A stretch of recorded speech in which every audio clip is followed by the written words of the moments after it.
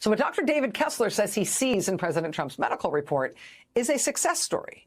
Success against conditions that tens of millions of Americans struggle with, namely obesity and cardiac disease.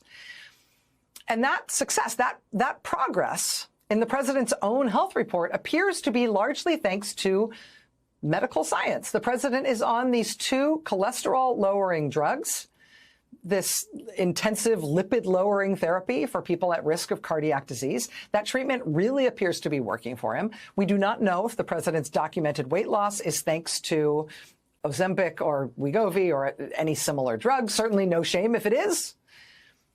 Any such drug is not listed in his medical report. The White House will not say one way or the other when they are asked. And I know I said this was a little oogie to talk about because this feels personal, but the point of this is not necessarily the president's personal health. The point here is that the president of the United States appears to be improving his own health through access to great medical care and great medical science. That's what he gets. Simultaneously, his administration is doing so much to hurt regular Americans' opportunity to achieve those same good health outcomes the same way.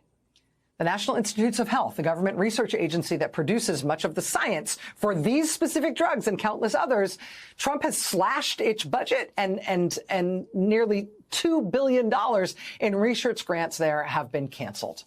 The FDA shepherds drugs to market and makes sure they are safe. The FDA is reeling from huge staffing cuts, and the staff that is there can't complete basic tasks because, among other things, their government credit cards have been frozen.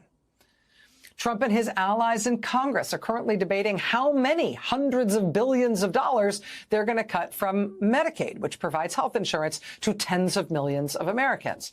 And as for those GLP-1 weight loss drugs that can be a lifesaver for so many people, well, Trump has rescinded a Biden administration proposal to have those drugs covered by Medicare.